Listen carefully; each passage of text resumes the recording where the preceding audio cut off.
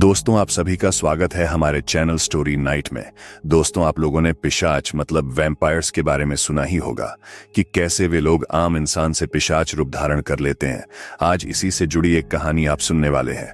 कहानी अच्छी और डरावनी होने वाली है, तो चलिए बिना किसी देर के कहानी शुरू करते हैं। अजय पहली बार मुंबई जा रहा था।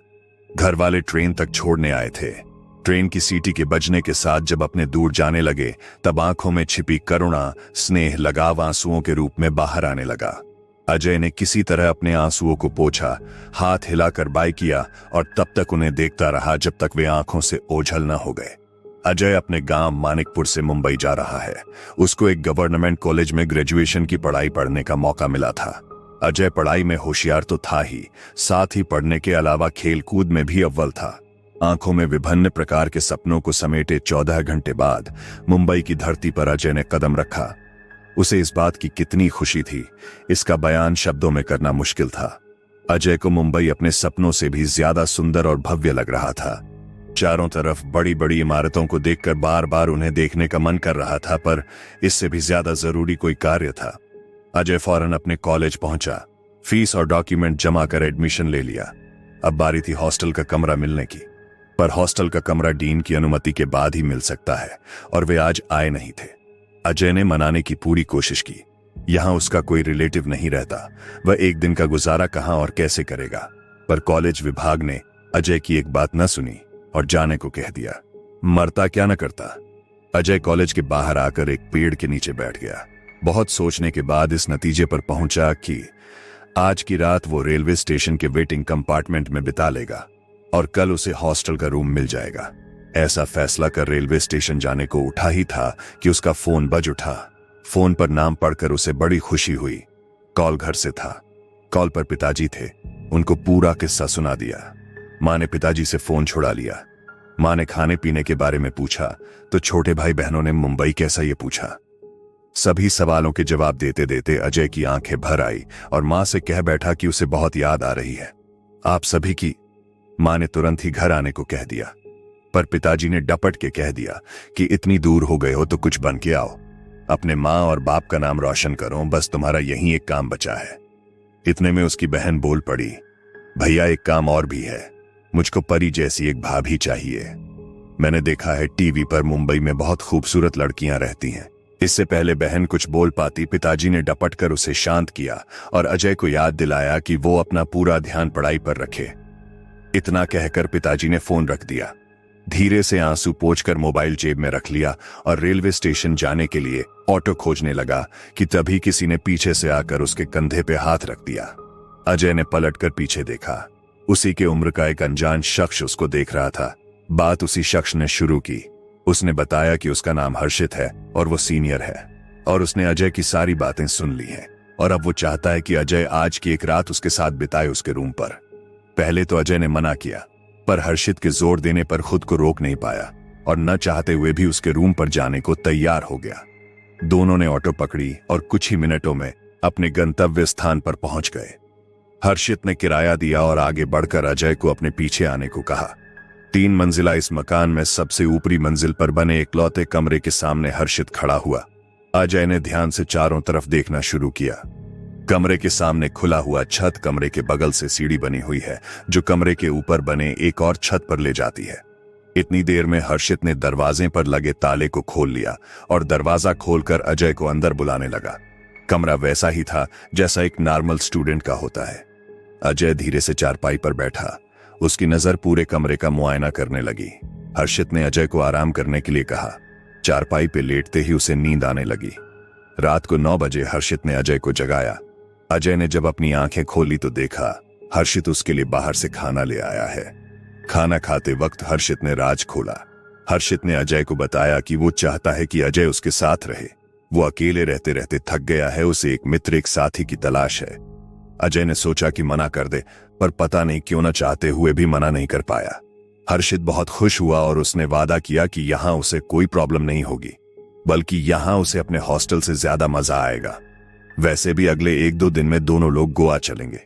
अजय ने पहले मना किया, पर हर्षित ने जैसे तैसे करके अजय को गोवा चलने के लिए मना ही लिया। 2 दिन बाद अजय के 2 दिन मुंबई में बड़े आराम से गुजरे। हर्षित दिन भर उसे शहर घुमाता रहा, उसका पूरा ख्याल रख रहा था। सुबह दोनों जल्दी उठे, उन्हें बस से गोवा जाना था। किराया और सफर का खर्चा सब हर्षित उठा रहा था। अजय ने कई बार पैसों के बारे में पूछा, पर हर बार कोई नई कहानी सुना सवाल टाल जाता।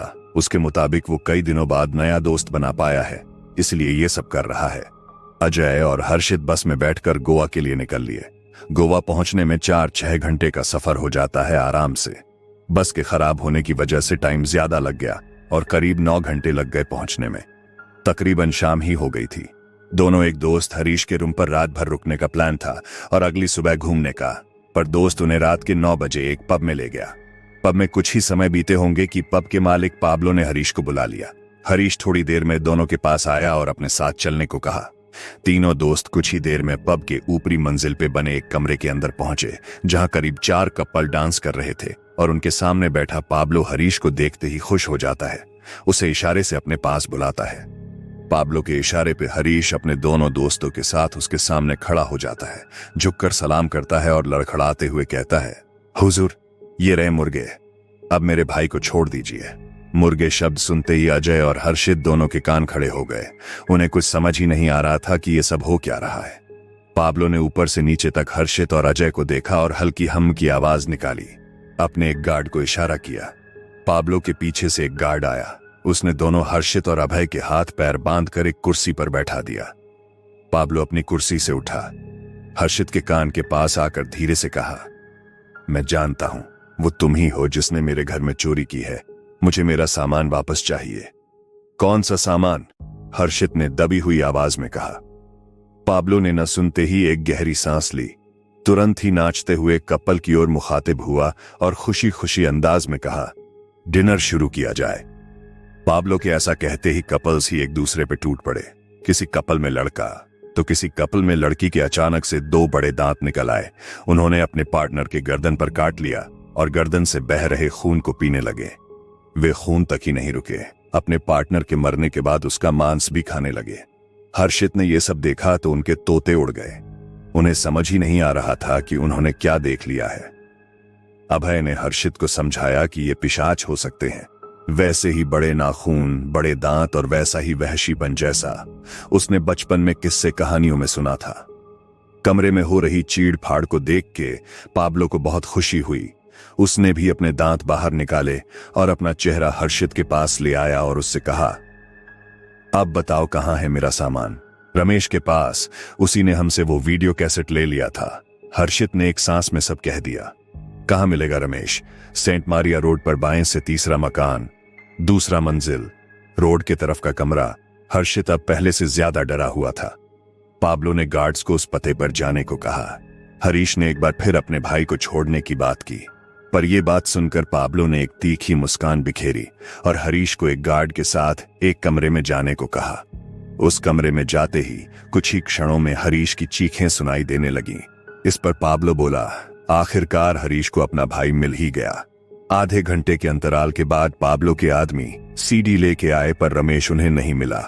उनके मुताबिक रमेश गांव भाग गया है और सीडी वहीं कमरे में एक खास जगह छुपाया गया था। पर पाब्लो को कुछ शक होता है और वो अपने आदमियों को दांत दिखाने को कहता है, जिस पर उसके आदमी मुंह नीचे कर लेते हैं। पाब्लो गुस्सा हो अपने पास रखी बंदूक चला देता है और उसका एक आदमी वहीं गिर जाता है। मुझे झूठ बोलने वाले लोग बिल्कुल पसंद नहीं। अजय ने झुककर उस आदमी के सिर पर लगी गोली को देखा। उसका रंग चांदी जैसा था। हर्षित ये जान चुका था कि उसका दोस्त रमेश अब नहीं रहा, पर अब तक वो यहां क्यों रुका था, ये उसे समझ नहीं आ रहा था। पाब्लो ने सीडी चलाकर चेक की। ये वही सीडी थी जिसमें उनके वैम्पायर होने का राज छुपा था। सीडी से कंफर्म होने के बाद पाब्लो ने कहा, हमारा काम हो गया बेटा, हमें जो चाहिए था वो मिल गया है। इतना सुनते ही अजय ने एक झटके में बंधी हुई रस्सी तोड़ डाली। उसके ऐसा करते ही हर्षित की काटो तो खून नहीं वाला हाल हो गया। उसे समझ ही नहीं आ रहा था कि हुआ क्या। तब पाब्लो ने कहना शुरू किया, तुम नहीं समझे हर्षित, ये सब 1 महीने पहले शुरू हुआ था, जब तुम लोग मेरे घर में घुसे थे। तुम और तुम्हारे 3 साथी मेरे घर में पैसा चुराने के लिए गुस्से थे, पर तुमसे पहले कोई और गुस्सा था चोरी के लिए। उस पर मैंने हमला कर उसका काम तमाम कर दिया, परंतु तुम लोगों ने मेरी वीडियो बना ली थी। हमारा राज खुलने का यह सही वक्त नहीं था। इसलिए मजबूरी में हमें अपने बेटे जैसे लड़के को उसके घर से बुलाना पड़ा। इसकी खोजी प्रवृत्ति ने कुछ ही दिनों में तुम्हें खोज लिया और तुम इसके सम्मोहन जाल में फंसकर वो सब कर गए जिसकी वजह से आज तुम यहां हो। इसको देख रहे हो, इस अजय के गांव में साल भर पहले एक प्रोजेक्ट के सिलसिले में मैं गया था। वहां इसने मेरी जान एक शेर से बचाई थी, पर मुझे बचाते वक्त ये घायल हो गया। बचने की कोई उम्मीद नहीं देख मुझे अपना खून इसे देना पड़ा। तब से ये मेरे साथ है, मेरे इशारे पे काम करता है। इस राज के खुलने पर हर्षित को मानो अपने कानों पर यकीन नहीं हुआ। पाब्लो के कहने पर अजय हर्षित को मारने जा ही रहा था कि तभी उसने पाब्लो को धक्का देकर उसकी बंदूक हथिया ली और धाए की आवाज के साथ गोली पाब्लो के सीने के पार कर दी। पाब्लो को मारने की वजह अजय बता पाता, इससे पहले ही पब में बूम की आवाज के साथ एक बम फटा और दूसरी मंजिल का बेस गड़बड़ा गया। गार्ड्स ने बताया दूसरे पब वालों ने हमला कर दिया है। दोनों के बीच जमकर गोली और बारूद चले। इसी मौके का फायदा उठा के हर्षित भागने को हुआ। हर्षित दूसरी मंजिल के खिड़की से कूद गया और नीचे कूदते ही किसी को ठेंगा दिखाकर ओके का इशारा किया। हर्षित के इशारा करते ही बूम की आवाज के साथ बहुत बड़ा धमाका हुआ और पूरा पब धू-धू कर जल उठा। हर्षित के सामने एक कार आकर रुकी। उससे एक फादर और दूसरे पब के 2 लोग बाहर निकले। असल में उस सीडी में क्या था ये बात हर्षित पहले से जानता था और उसे पता था कि अब वो नहीं बचेगा, इसलिए उसने चर्च से मदद मांगी। यह सब उसी मदद का हिस्सा था। फादर ने एक हाथ से इशारा किया और फायर ब्रिगेड की एक गाड़ी आगे बढ़ी। उसके नॉर्मल पानी में हॉली वाटर मतलब पवित्र जल मिला हुआ था। फादर ने उसे एक टैग दिया वैम्पायर हंटर का और उसे जाने को कहा। अब फायर ब्रिगेड के जरिए जलते हुए पब पर पानी डालकर उसे बुझाया जाएगा। इस पानी के स्पर्श से वैम्पायर कमजोर हो जाएंगे और फिर क्रॉस और चांदी की गोली और तलवार की मदद से सबको खत्म कर दिया जाएगा। हर्षित अपने रूम पर पहुंचा और आराम से सो गया। सुबह न्यूज़पेपर में पता चला कि पब में मरने वाले बहुत थे, पर उनमें अजय नहीं था। चर्च के फादर को फोन किया तो पता चला उनका फोन स्विच ऑन है। तभी एक मैसेज आया फोन पर, मैं तुम्हें देख सकता हूं, तुम्हारी जिंदगी अब मेरे हाथ में है, नीचे देखो। हर्षित ने घबरा कर नीचे देखा तो उसे अजय एक खूबसूरत कार के साथ दिखाई दिया और आज की कहानी यहीं समाप्त होती है। दोस्तों, आज की कहानी आपको अच्छी लगी हो तो कृपया हमारे चैनल को सब्सक्राइब कर दीजिए ताकि हमारी आने वाली अगली वीडियो आप तक पहुंच सके। हम मिलते हैं आपसे एक नई कहानी के साथ। तब तक के लिए अलविदा। धन्यवाद।